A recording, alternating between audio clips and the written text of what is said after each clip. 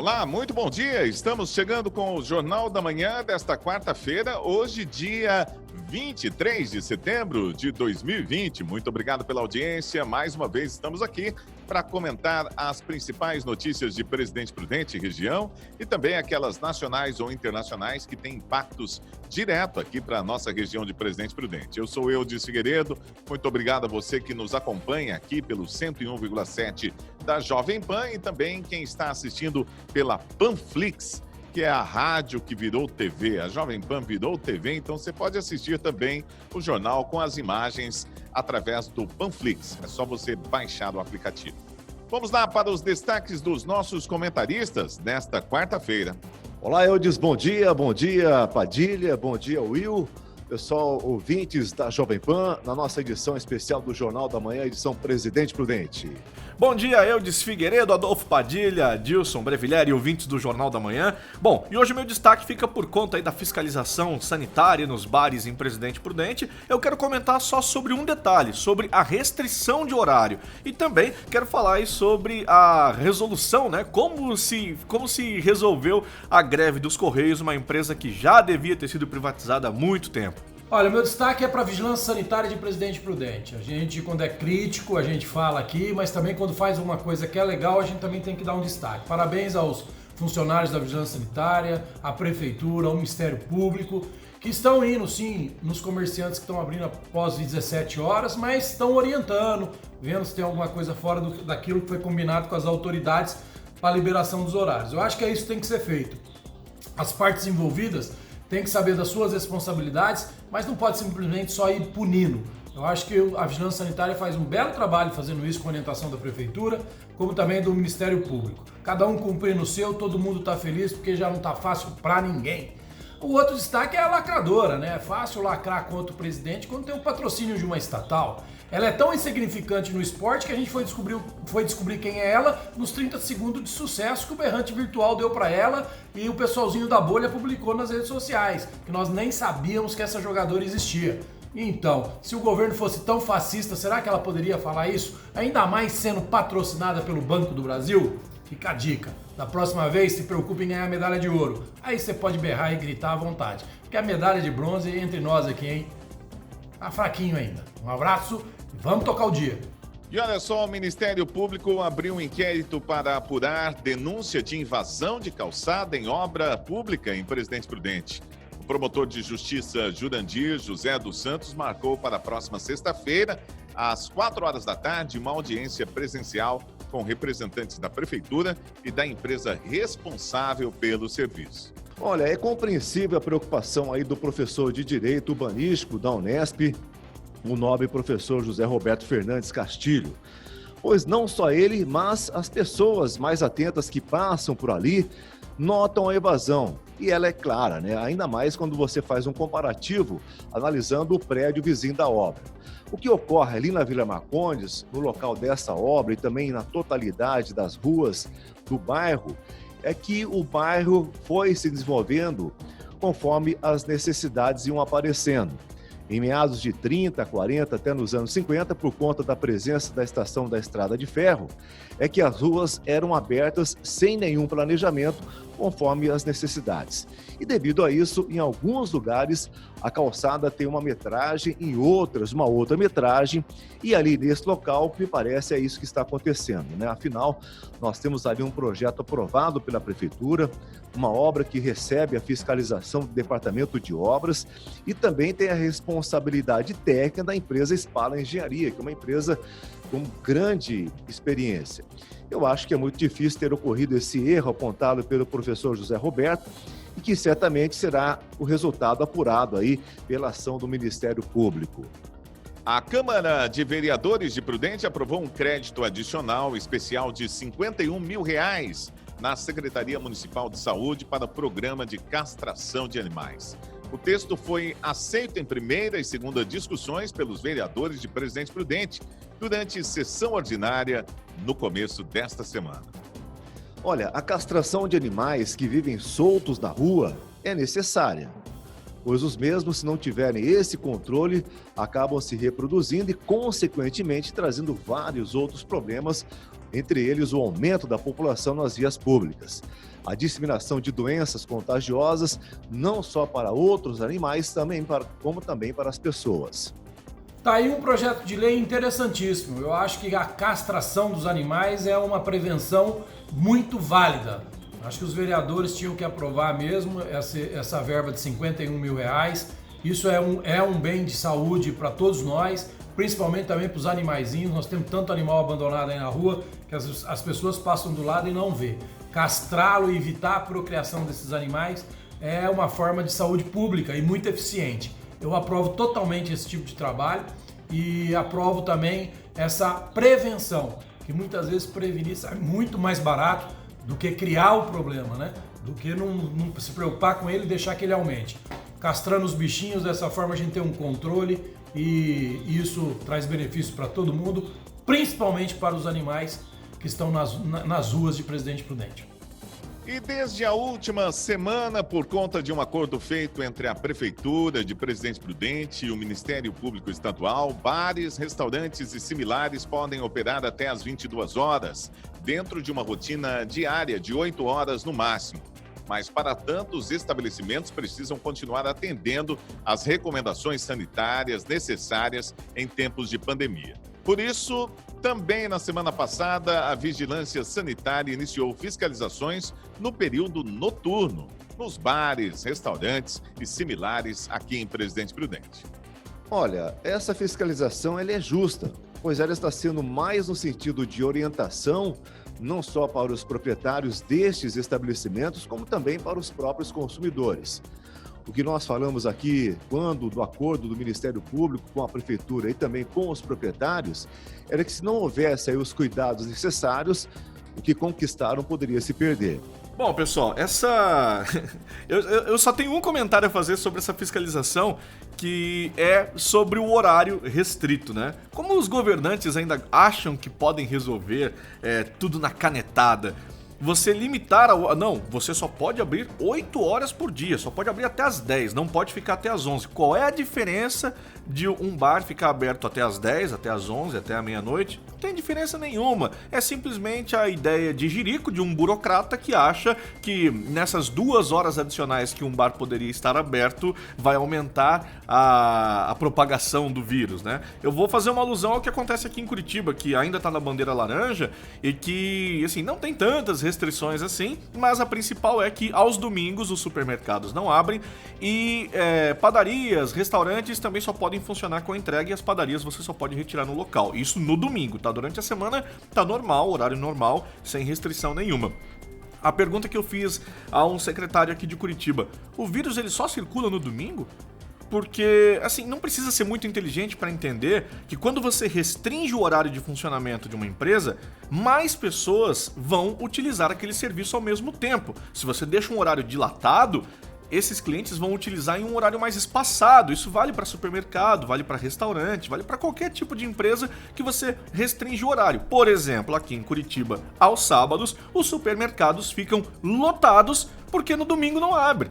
É óbvio isso, não precisa ser muito inteligente para entender que essa é uma medida burra.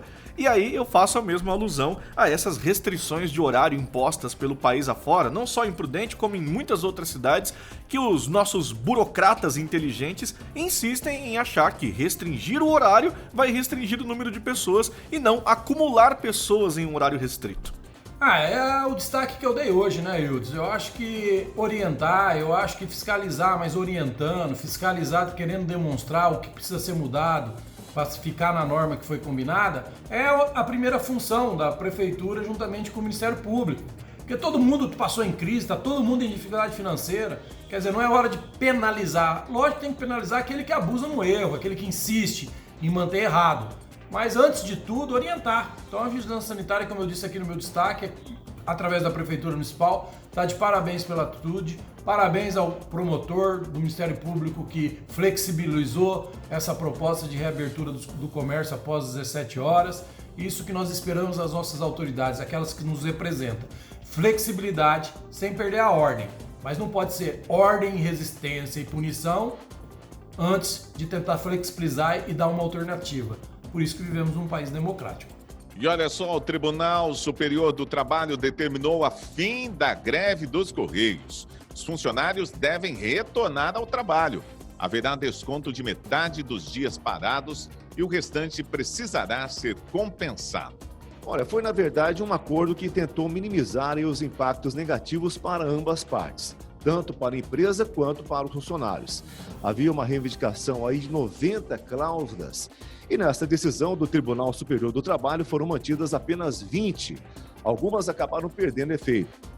O que a empresa alega é que se algumas das reivindicações fossem mantidas, como auxílio creche, adicional de risco, indenização por morte e outras, não teria como absorver o impacto econômico que causaria. Mas, no todo, foi bom mesmo para os usuários dos serviços dos Correios em tempo de pandemia e era um serviço essencial que já estava fazendo falta. E essa greve dos Correios mostra mais uma vez como alguns setores do funcionalismo público são desconectados da realidade no Brasil. Num ano em que nós temos desemprego recorde, um déficit público que passa dos 200 bilhões de reais, e claro, quem vai pagar a conta é o contribuinte via a emissão de dívida do governo. E agora nós vemos aí situações como essa em que os advogados dos funcionários dizem que a estatal não passa por problemas financeiros e por isso pode manter esse aumento. Vale lembrar que os Correios são uma empresa pública. Teoricamente, o lucro dela vai para o governo e o governo pode investir isso em outras áreas. Mas, para variar, mais uma vez, o pouco lucro que a estatal tem vai para aumento do funcionalismo. E depois reclamam quando se fala em privatizar os Correios, que, aliás, já passou da hora. A greve do Correio é uma vergonha. Aliás, o Correio é uma vergonha. Infelizmente, tenho alguns amigos que fazem parte dessa empresa. Lá tem muita gente boa, mas tem muita gente à toa também. O governo, outras estatais como o Correio já também passaram da hora de ser estatizadas. Imagine se o Correio pudesse ser feito pelo Mercado Livre, pela Submarino.com, pela Amazon, enfim, por tantas empresas aí de logística avançada, com tecnologia de ponta, com compromisso de cumprir horário, cumprir prazo, o quanto não seria eficiente a entrega daquela empresa que já nos orgulhou um tempo atrás, mas hoje o tempo mudou. Em plena pandemia, os caras que puxaram essa greve do Correio tinham que ser sumariamente demitidos. Sumariamente demitidos. De tamanha inconsequência, de tamanha irresponsabilidade de gritar por greve no momento que o Brasil está atravessando.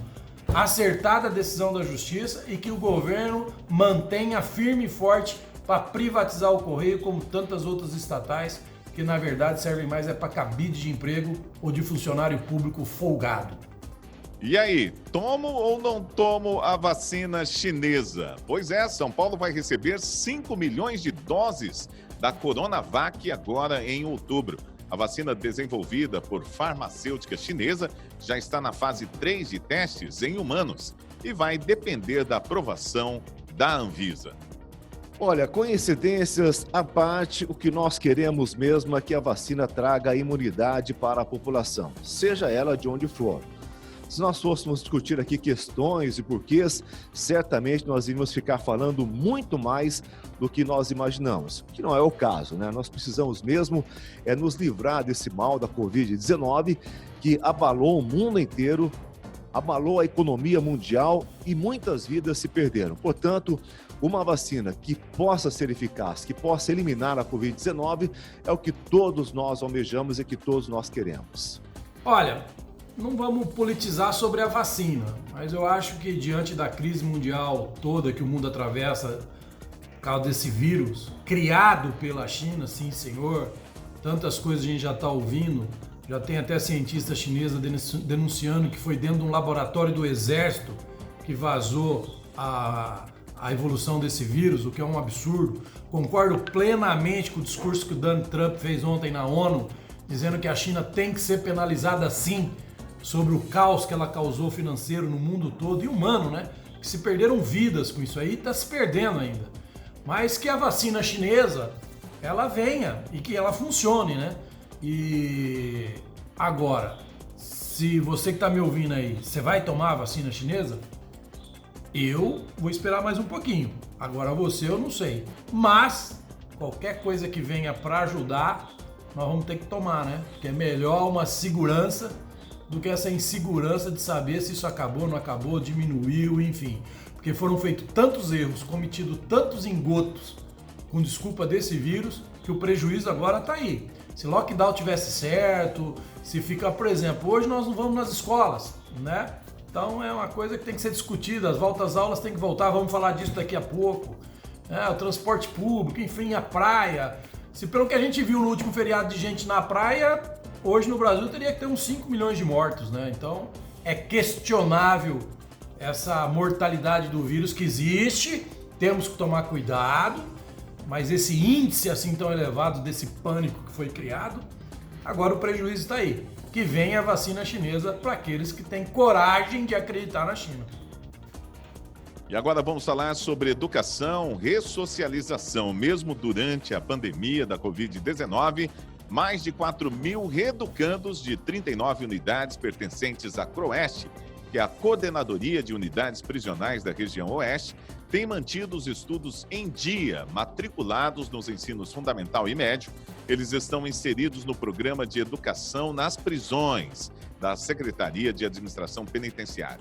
Para isso, as aulas presenciais, que atendem 17.388 presos em 149 presídios de todo o estado, foram substituídas por roteiros de estudos impressos, compostos por conteúdo das diversas disciplinas e suas respectivas atividades. Olha, o que eu tenho para falar sobre isso, comentar sobre isso é o seguinte: onde a gente tem pessoas com boa vontade, criatividade, pessoas que não se deixam levar pelo discurso da maioria ou pelo pânico, são achadas alternativas. É muito interessante esse projeto de reeducação dentro dos presídios, uma ideia espetacular, são quase 18 mil presos atendidos. É muito legal essa iniciativa de ter continuado com isso mesmo durante a pandemia e que sirva de exemplo. Na verdade, o que ninguém gosta de dizer, eu e meus amigos que estão ouvindo na Jovem Pan, que a volta às aulas ainda não aconteceu no Brasil por causa do sindicato. Os grandes sindicalistas, os defensores do indefensável, aqueles que querem sempre priorizar a mordomia, porque já era para ter voltado às aulas sim, com protocolos de segurança. Mas aí os diretores de sindicato, aqueles que não trabalham e ganham bem para isso, né? Defendendo coisas que só interessam para eles, não interessam para uma comunidade, para uma sociedade, estão batendo no pé, fazendo pressão, fazendo lobby, para que a gente continue sem aula. Quem sabe por eles dá mais 5 anos.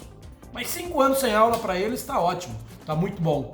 E tá aí, vem do presídio um exemplo que com boa vontade, criatividade, cuidados, sem se deixar levar pro pânico, dá certo. Tá valendo. Parabéns a quem tomou essa iniciativa e parabéns àqueles que estão à frente desse projeto. Muito bem, é isso aí. Estamos encerrando o Jornal da Manhã desta quarta-feira, hoje dia 23 de setembro de 2020. Na próxima semana, nós começamos as entrevistas com os candidatos a prefeito na cidade de Presidente Prudente. E amanhã a gente vai colocar aqui para vocês como vai ser esse roteiro, cada dia, qual candidato vai falar aqui no Jornal da Manhã da Jovem Pan. Grande abraço para todo mundo, a gente se fala, divulguem aqui o Jornal da Manhã, repassem aí o link no Panflix, porque nós contamos com você para espalhar essa boa notícia do Jornal da Manhã. Grande abraço para todo mundo e até o nosso próximo encontro.